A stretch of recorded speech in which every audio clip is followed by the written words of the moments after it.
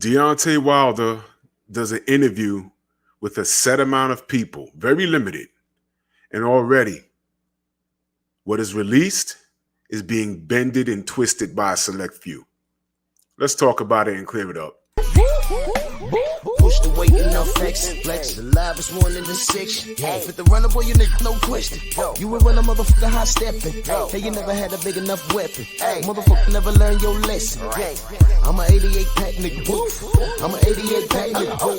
I mean, day walker, drink blood, trains out, full moon, motherfucker change like a hoe. Nigga. I'm just a nigga from the hood trying to stack a little cheddar for the money. Drew Titan Bronx on deck. Shout out to the mighty LDBC. So I'm minding my business and shout out to my boy Watcher, my brother from down under in Australia. Sends me some information from another channel. And Deontay Wilder's interview is being quoted on this channel. Now, I don't know if the person skipped through the interview and listened to bits and pieces, but this person had their information completely and totally wrong. And what's sad is there are people there, I know for a fact, that listened to that and jumped in the comment section and began typing away because they believe in what he said, rather than going to the interview itself and listening to it. They put all this faith in this person. And this is the power of media. If you have an agenda and a set amount of people that are going to buy into your narrative, if you're saying what they want to hear, they'll follow you without doing their own research. I'm not cut from that cloth. This information was sent to me, and what did I do? I went to the source and listened to it myself. And here's what I found. It was completely wrong. It was completely wrong. This person is saying that Deontay Wilder said he has no proof in reference to Fury with the gloves. He wasn't talking about the gloves. He was talking about something else. And shout out to Fred from Barbershop's Conversation. Shout out to my boy Scotty, World Combat Sports. Shout out to Ellie Setback, who's one of the people that did this interview. This must be said because I have to address this. I'm going to play this clip and you tell me what you hear. You know, what I'm feeling and stuff, because right is right at the end of the day. And I understand sometimes in the court system, you can have all the facts and the proof. I mean, look at me in Povetkin. I had the facts and the proof, and the judge ruled it in my favor. But weeks later or a month later, then we got a whole new judge, which I don't know how, and then he ruled it another way. But I know what went down in that. But just know, I know what happened in that situation. But at the end of the day, we have no proof. So if you have no proof, there ain't no need to come out and like, hey, I know what happened. At the end of the day, we have no proof. That part was taken. And that spun off into, the gloves. That was taken from ES News. You can go to ES News. Shout out to Ellie Setback, because that was from his interview. Go and view his interview with Deontay Wilder just yesterday. That's where I got that from. Go listen to it for yourself, because after that, ES News starts talking about who he sparred with and this, that, and the third. That wasn't spoken on. The glove situation was not spoken on. He was using this as an example. The Povetkin situation, for those of you that don't know what he's talking about, this is what he's talking about. What's he referring to is the unfairness in the sport of boxing, and how you have to work 1,000,000 times harder to prove your case. And it's so much harder when you're fighting against the grain and no one wants to believe you, depending on who you are. But just to bring everybody up to speed, this is what he's talking about. Let me blow this up. Y'all remember this? Deontay Wilder versus Alexander Povetkin will take place in Russia, May 21st. Y'all remember this? Deontay Wilder will travel to Russia to defend his WBC World Heavyweight title against Alexander Povetkin. All right? They're talking about bids, 7.15 million bid, blah, blah, blah, blah. It will mark the second time Wilder fought outside of Americas as a professional after he wiped out Audley Harrison in Sheffield, England, 2013. Y'all forgot about that. AJ was in attendance right there and when he knocked out Audley Harrison. Okay, but let's go further. That fight was signed. Then we go here. Okay, Deontay Wilder versus Alexander Povetkin fight postponed. Heavyweight title holder Deontay Wilder's defense against mandatory challenger Alexander Povetkin was called off Sunday in the wake of Povetkin's positive test for the banned substance meldonium. Here we go again. Here we go again. This guy popped dirty. He was already having a fight in his backyard, and he popped dirty. Okay? This happened. All right?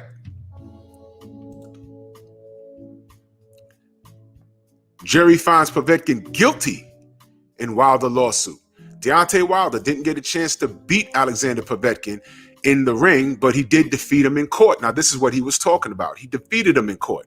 Promoter Lou DiBella sent out a tweet on Monday afternoon that indicated a jury in Manhattan federal court ruled in favor of Wilder in the WBC heavyweight champion's breach of contract lawsuit against Povetkin and his promoter, Andrei Ryabansky, or whatever his name is.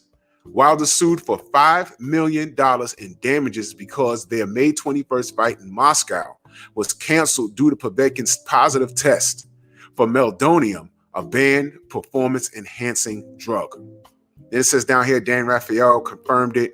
Okay, Wilder was supposed to make $4.5 million in that title defense, purse bid, blah, blah, blah, blah, blah. So now here's where things get interesting. And I remind you, remember what Deontay said about having proof, right?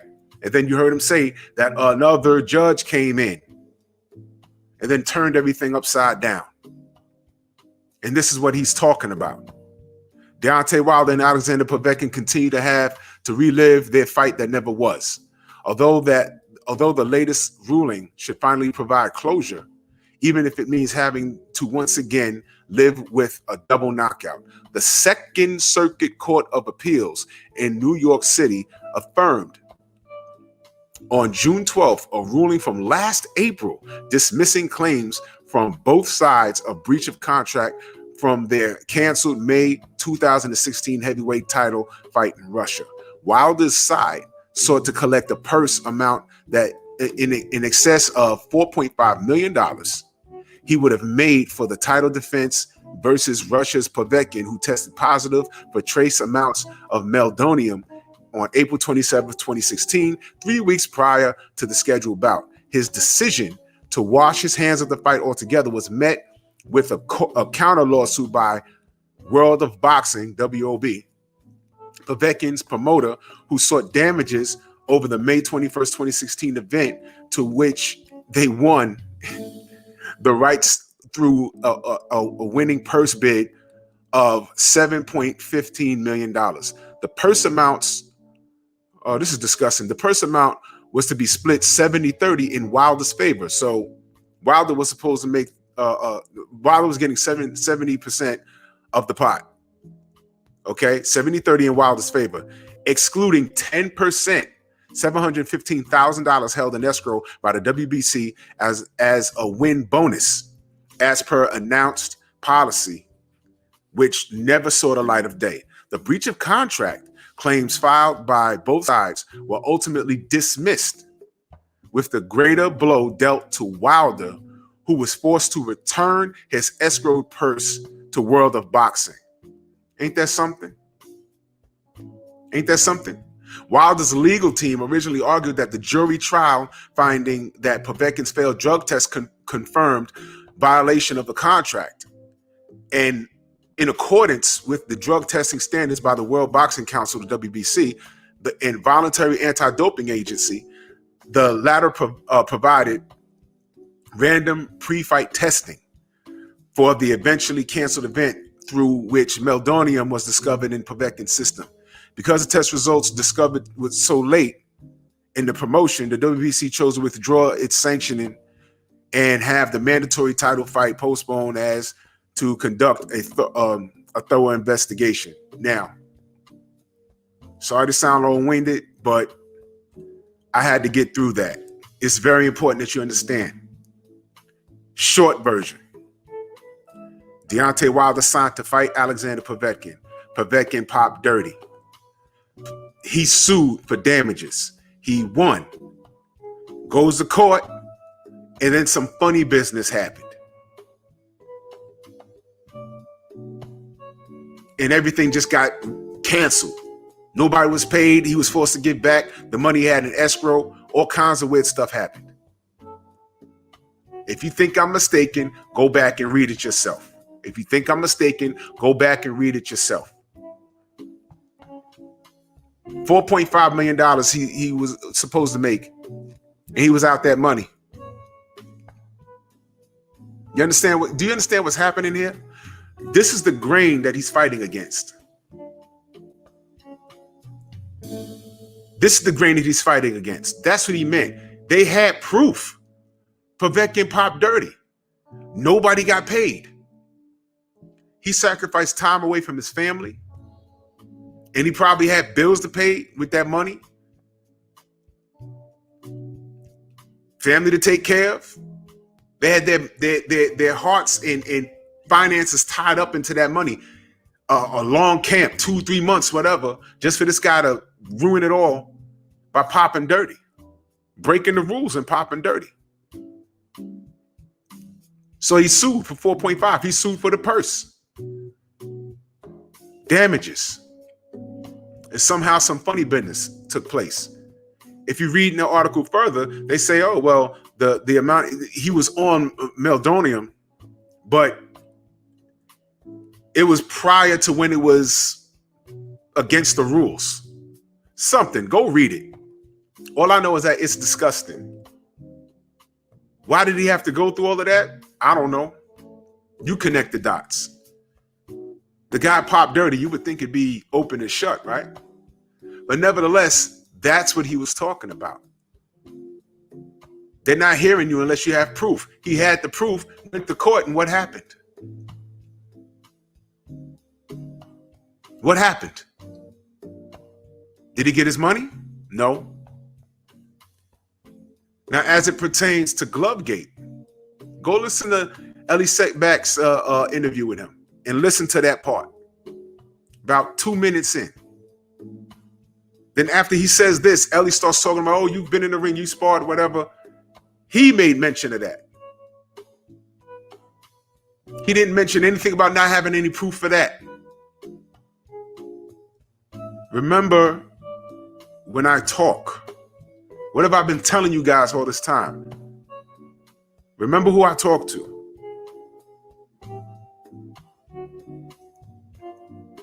I'm telling you that's not over.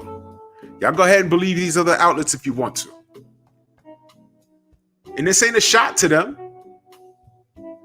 Stick to your guns. I'm sticking to mine. Those same outlets were probably out there running around telling you, hey man, Deontay Wilder better go do something else because they're about to fight AJ. Fury's about to fight AJ. I don't know what they're talking about. And they lied and lied and lied and lied. Well, Fury lied. Hearn lied. Arum and Warren was telling him to shut up. But these guys lied and lied and lied and lied and lied. All the way up to the day before the arbitration ruling. And then when it ruled, what happened? How are y'all still mad at us when we was telling you the whole time? We was like, yo, wait, hold on. Did he win the arbitration? That's not the news I'm getting. And most of those cats don't even talk to the camp because the camp ain't talking to y'all. They're talking to us. We told you. Yeah, I'm gonna gloat about it. We told you. Instead of pointing the finger where it needs to go, saying, yo, man, look, I don't like Deontay, but yeah, man, yo, Hearn lied, man. Fury lied the whole time. Instead of pointing the finger at them where it needs to be pointed, y'all mad at us. For what? We tried to tell you. Arbitration. That's all we were saying.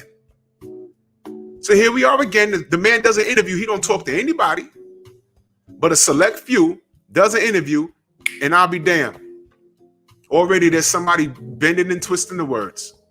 I don't know if this is the only person or whatever. I said, look, man, let me do this quick 15, 16-minute video.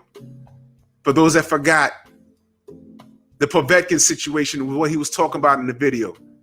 But somebody gets up here and takes a piece of a video and says, yeah, you know, he's talking about glove game. He said he don't have no proof. Wasn't talking about Tyson Fury. He's talking about Povetkin. I just played it for you. You don't believe me? Go to Ellie Setback and listen to it yourself. And you tell me who he was talking about. And if you still think I'm mistaken, if you still think that he has no proof, remember who you're talking to. Just remember who you're talking to. I keep telling you guys, if it's something I'm unsure about, I don't speak on it. I'll get on here and ask a question. But if it's something that I know, I'll tell you about it. So y'all go ahead and do what y'all want to do. Believe that or believe me. I'm telling you to go listen to it yourself. Make your own assumptions. That's all I can tell you. Out. Move!